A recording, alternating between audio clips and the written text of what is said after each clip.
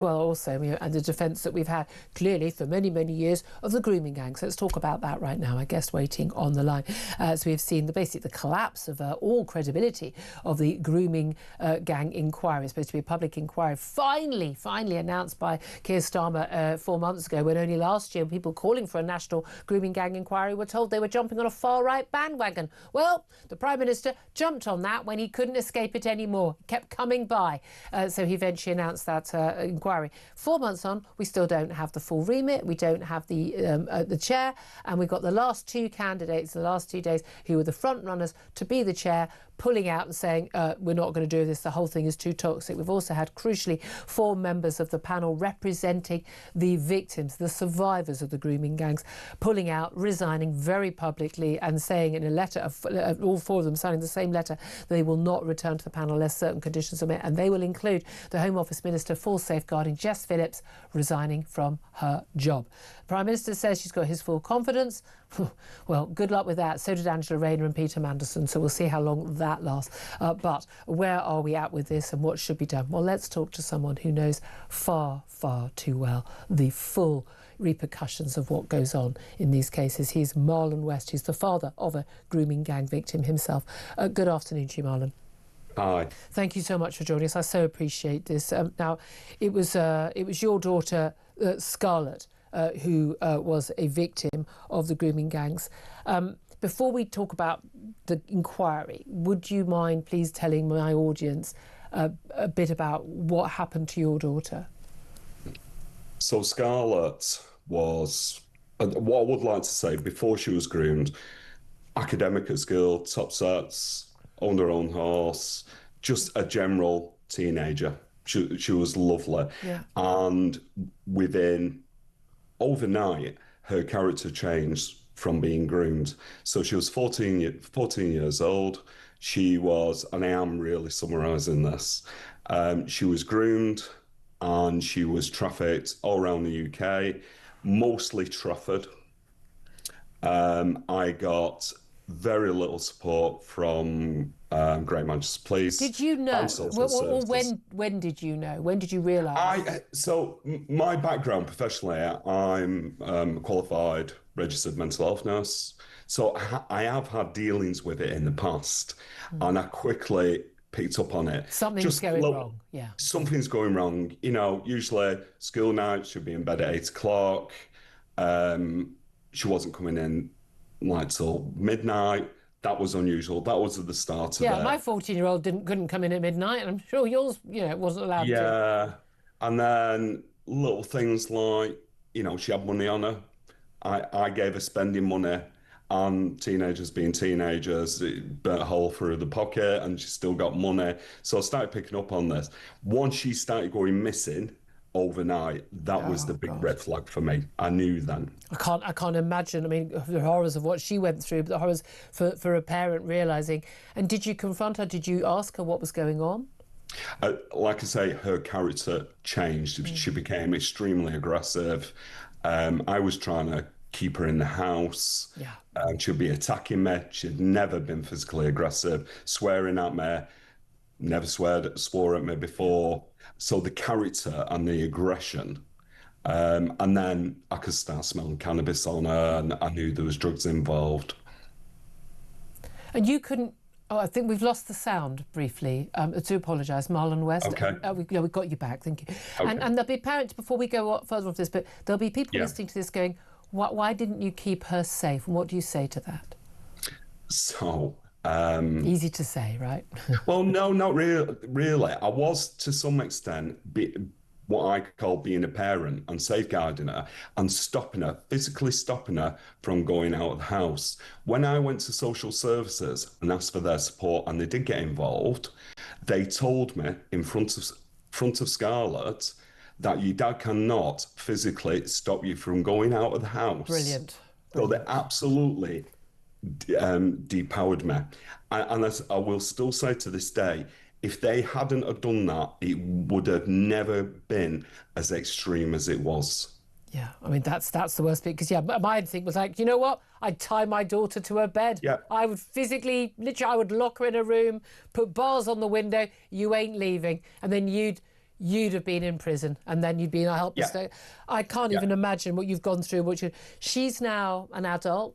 She's now safe, but presumably damaged for life by this horrific experience. So, yeah, she's 20. Yeah. One of the things she really dislikes is the term survivor, because what she says is, I'm not a survivor, Dad, because I'm still living with that trauma every single day. So she says, how can I be a survivor? Because I haven't survived anything. Yeah. Like Scarlett is on the panel, the National Inquiry panel. She wants to remain on it. And I am so proud of her, because I asked her, so why do you want to remain on it? Because she agrees with the other survivors. She said, because I don't want anyone to go through what I went through. Yeah.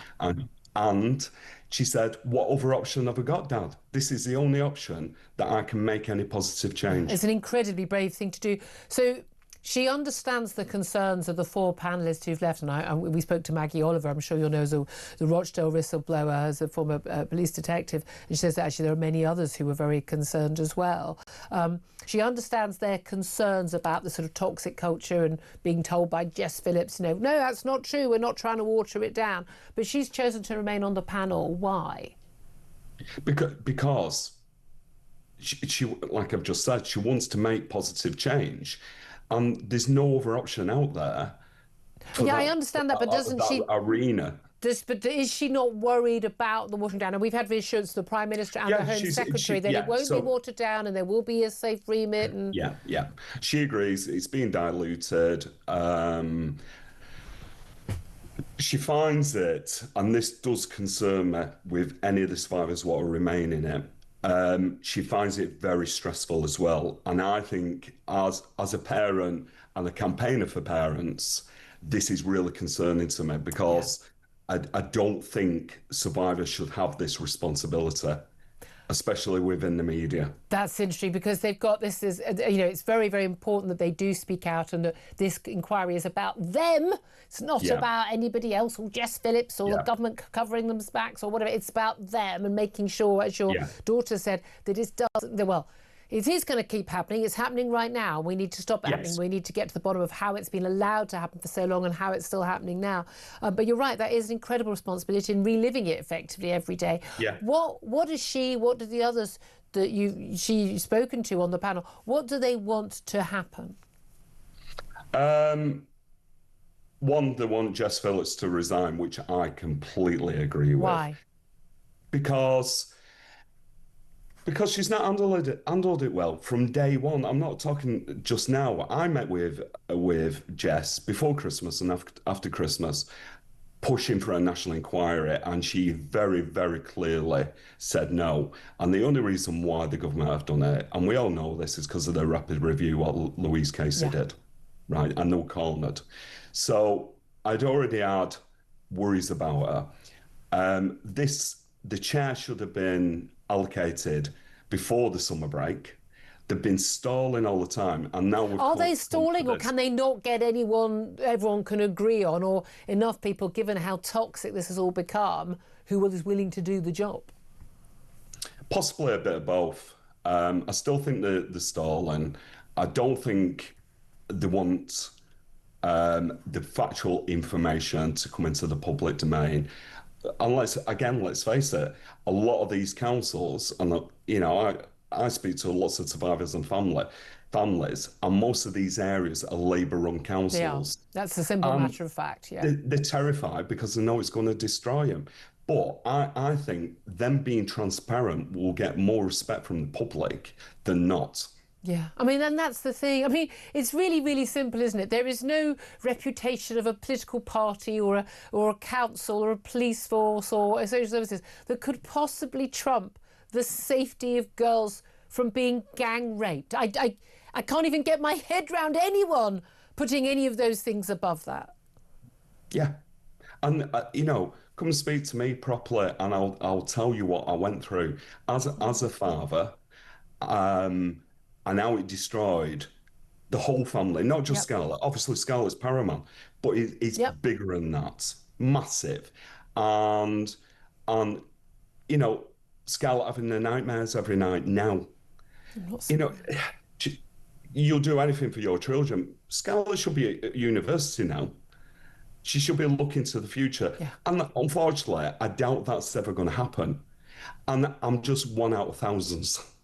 Yeah, I mean, and that's the thing, the numbers are off the scale. Yeah. Who should chair the inquiry? I've said this a number of times. I said it before the summer holidays. I believe it should be a judge. Yep. I don't think, and I know survivors will go against me on this, I don't think it should be a survivor panel. I think they should be in a witness panel. Mm-hmm. And it should be professionals, legal, who should be leading and chairing this. I think possibly a judge from the Commonwealth, somewhere like New Zealand or Australia. A lot of people are saying someone from abroad, but I think that's what they originally looked at for ICSA, for the big sex abuse inquiry, and they ended up in, I think she basically never turned up. But do we not have anybody? Do we not have anybody in this country we can trust to do this? I mean, again, I would have had a lot of time for Jim Gamble, who we spoke to earlier on the show. He's got a strong track record of speaking truth to power. Yeah, and I've heard really, really nice, positive things about him. But the fact is, he's an ex-police officer. That automatically. And if you look at the, previous media and survivors I speak to, police have been involved in this to the point of rape within the grooming gangs. Not just turning a blind eye, perpetrating the crime themselves. It's a lot deeper than that. I'm not saying every police officer for one moment, but there's examples of this. And as far as like a social worker, well, I'll just give you an example of a social worker taking any kind of parental skill away from her. Yeah. And again, I'm not the only one. A lot of parents have experienced this. Yeah. So it is important for the survivors to be involved, definitely, but it needs to be more of a witness panel, and more importantly, which they haven't done, Jess hasn't definitely done, there's no support package with that. Yeah, which, as you said, it's a lot of responsibility on young women who have gone through traumas that most of us can never even allow our minds to even think about. Oh, Marlon, so appreciate you talking to us. And please pass on our very, very best to Scarlett and thank her for the wonderful work she is doing, as you say, to prevent this from happening to anyone else. Marlon West is the father of a grooming gang victim, Scarlett, who's on that victims panel.